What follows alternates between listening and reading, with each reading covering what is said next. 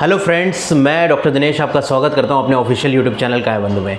Friends, जो हमारी series चल रही थी कि जो आयुर्वेद है उसकी जो चिकित्सा पद्धति है, उसकी जो त्रिविध, जो उसकी 3 ब्रांचेस हैं, उसके बारे में हमने आपको पिछले 2 सेशन में बताया कि कैसे दैवव्यपाश्य चिकित्सा की जाती है, किस तरीके से युक्ति व्यपाश्य चिकित्सा की जाती है।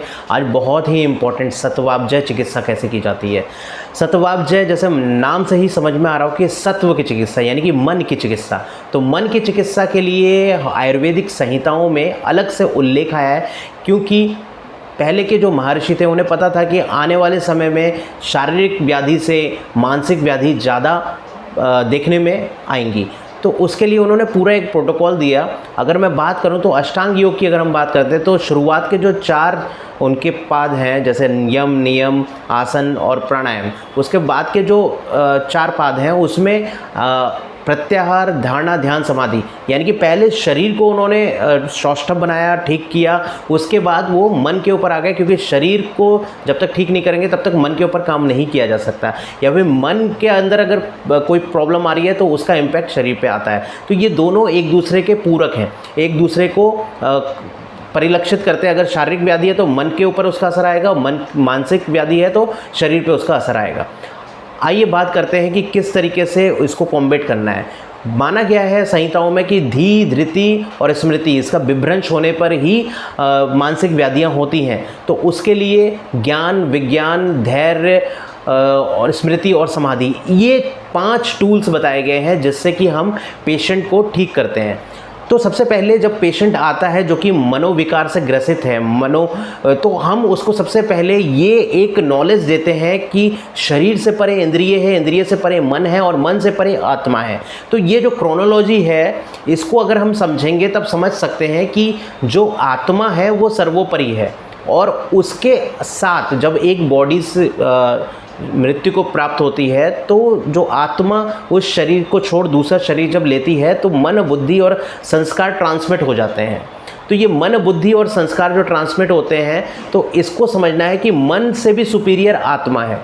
तो जब हमें इतनी नॉलेज पेशेंट को दे देते हैं, फिर हम उसको क्या बताते हैं, विज्ञान बताते हैं कि इस आत्मा का विज्ञान क्या है और इस मन का विज्ञान क्या है। जैसे मैं पहले भी अपनी वीडियोस में बता चुका हूँ कि मन का भी एक खुराक है, मन का भी एक फूड है। वो क्या है, थॉट्स, इमोशन, एटीट्यूड और मेमोरी। जब ये पॉजिटिव होते हैं तो हमारे शरीर में, हमारे मन में पॉजिटिव चीज़ें घटित होती हैं। अगर आप देखें, अगर हम कोई अच्छा थॉट क्रिएट करते हैं मन में, तो बॉडी भी उसी तरीके से रिस्पॉन्स करती है, उमंग उत्साह में आती है। लेकिन अगर हमारा थॉट ही निगेटिव हो जाए तो उसके वजह से क्या होता है, हमारे फीलिंग्स, हमारे इमोशंस और हमारे बिहेवियर में भी चेंज आता है तुरंत, और सारी चीज़ें हम पेशेंट को देख के ही समझ जाते हैं कि कौन पॉजिटिव थॉट्स के साथ है, कौन निगेटिव थॉट्स के साथ है। तो इन चारों चीज़ों पे हमें वर्क करना होता है साइमल्टेनियसली। जो हमारी आत्मा है, जो हमारी सोल है, उसकी भी कुछ फूड होना चाहिए, उसका भी कुछ खुराक होना चाहिए। वो क्या है, उसका खुराक है नॉलेज, सबसे पहले ज्ञान, पवित्रता, प्योरिटी, लव, उसको प्रेम चाहिए, विशुद्ध प्रेम चाहिए, सुख, शांति, आनंद और शक्तियाँ। ये 7 चीज़ें जब आत्मा को मिलती है तब उसमें भी एम्पावरमेंट होता है, नरिशमेंट होता है।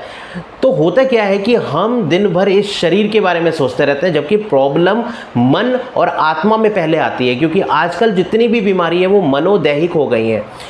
पेशेंट डिप्रेशन में है, भय में है, गुस्से में है, लोभ में है। तो ये जो सारी चीज़ें हैं, इससे हमारे मन को निग्रह करना है। वो तभी हो सकता है जब हम मन को बताएं कि ये आपके शत्रु हैं, और जबकि आपके जो मित्र हैं वो क्या है, आपके मित्र हैं आपके थॉट्स, आपके विचार शुद्ध होने चाहिए, प्योर, पर्पसफुल, पावरफुल और पॉजिटिव। ये 4 P आपके विचारों में होने चाहिए। जब ये विचार आपके प्योर, पॉजिटिव, पर्पसफुल और पावरफुल बनते हैं, तभी आपका जो इमोशंस हैं वो स्ट्रॉन्ग होते हैं। वरना क्या होता है, हम किसी की छोटी सी बात सुनते हैं और उससे ज़्यादा हम परेशान हो जाते हैं। तो हम क्या कर रहे हैं, हम इमोशनली अटैच हो रहे हैं किसी से, जबकि हमें क्या होना चाहिए, इमोशनली डिटैच होना चाहिए, तभी आप किसी की हेल्प कर सकते हो। सपोज़ कीजिए अगर आपका कोई फ्रेंड है जो बहुत ज़्यादा डिप्रेशन में है और उसको सुसाइडल अटेम्प्ट आते हैं, आप कैसे परेशान, अगर वो आपको अपनी परेशानी बताएगा तो अगर आप डर जाओगे या फिर उसके इमोशन में बह जाओगे तो आप कैसे उसकी हेल्प कर सकते हो।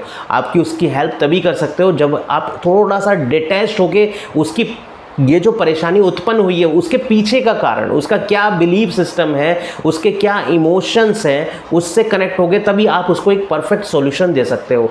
तो मैं कहना चाहता हूँ आप सभी से कि अपने आप को एम्पावर कीजिए। एम्पावर करने के लिए सबसे अच्छा जो टूल है हमारे पास वो है मेडिटेशन, काउंसलिंग, हिप्नोथेरेपी। तो ये जो सेशंस हैं ये आपको लेने चाहिए, किसी भी अच्छे काउंसलर से मिलना चाहिए जो आपकी परेशानियों को समझे और सिंपैथेटिक ना होके एम्पैथेटिक होके आपके डिटैच होके आपके उस प्रॉब्लम का प्रॉपर सॉल्यूशन दे पाए।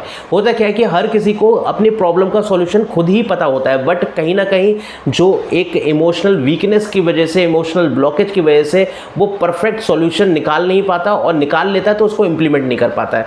तो मेरा आप सभी से आग्रह है कि ये जो इतना इम्पोर्टेंट सब्जेक्ट है, मैं आपको बताऊं एक एग्जांपल, अमेरिका में डॉक्टर से ज़्यादा काउंसलर है, क्योंकि वहाँ पे इतना हाइजीनिसिटी है कि वहाँ पे आम बीमारियाँ तो होती नहीं है, लेकिन जो मनोदैहिक बीमारी है, साइकोलॉजिकल प्रॉब्लम है, वो बहुत ज़्यादा होती है, इसलिए वहाँ पे काउंसलर्स ज़्यादा हैं डॉक्टर से। हमारे इंडिया में क्या है, काउंसलर आपको, हमारे अगर बरेली शहर की मैं बात करूँ तो मुश्किल से 2 या 3 काउंसलर मिल सकते हैं, और मुझे पता नहीं है उनके नाम क्या है, लेकिन मैं एक अंदाज़ा लगा रहा हूँ कि 2 या 3 ही मिल पाएंगे। अगर मेट्रोज़ की बात करें वहाँ पे काउंसलर हैं, तो आपकी अगर कोई भी साइकोलॉजिकल प्रॉब्लम है, लाइक एकदम से बिहेवियर चेंज हो रहा है आपके किसी फ्रेंड्स का या फिर आपके किसी घर वाले का, परिवार वाले का, संबंधियों का, तो आपको ये समझना चाहिए कि वो कहीं ना कहीं साइकोलॉजिकल प्रॉब्लम से गुजर रहा है।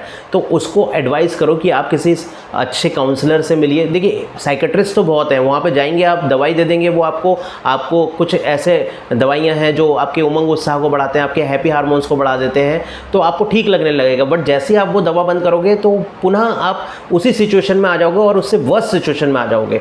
तो करना क्या है, अपने थॉट प्रोसेस को चेंज करने के लिए आपको किसी काउंसलर की ज़रूरत होती है, किसी अच्छे हिप्नोथेरेपिस्ट की ज़रूरत होती है, तो साइकोथेरेपी करने की ज़रूरत होती है। तो मेरा आप सभी से आग्रह है कि ये जो सत्वाब्ज चिकित्सा है बहुत ही इंपॉर्टेंट है, ताकि इनिशियल स्टेज में अगर आपके अंदर इस तरीके की प्रॉब्लम आ रही है, लाइक ओसीडी है, सिजोफ्रेनिया है, या फिर डिप्रेशन है, एंग्जाइटी डिसऑर्डर है, तो आप तुरंत किसी काउंसलर से मिलिए ताकि ये प्रॉब्लम ज़्यादा बढ़े ना, और जितनी जल्दी आप पहुँचेंगे उतनी जल्दी आप ठीक हो जाएंगे। तो ये तीनों त्रिविध चिकित्सा आयुर्वेद की आज ये जो सीरीज़ है वो संपन्न हुई। आप इसको समझिए और लोगों को भी पास आउट कीजिए कि वो आयुर्वेद की महानता को समझ पाएँ कि कैसे देव व्यपाश्रय चिकित्सा से लेके युक्ति व्यपाश्रय चिकित्सा और कैसे सत्वाब्ज चिकित्सा आयुर्वेद संहिताओं में वर्णित है और चिकित्सक वैद्यगण उसको कर रहे हैं। Thank you so much friends. ये हमारी सीरीज़ अगर आपको पसंद आई हो तो प्लीज़ कमेंट सेक्शन में अपना सजेशन दे सकते हैं, और आप किस तरीके के वीडियोस आपको चाहिए कि वो आपके डे टू डे लाइफ में जो प्रॉब्लम आ रहे हैं उसको सॉल्व कर सकें, तो हमें आप बताएंगे तो हम उस सीरीज़ को लेके आएंगे। Thank you so much.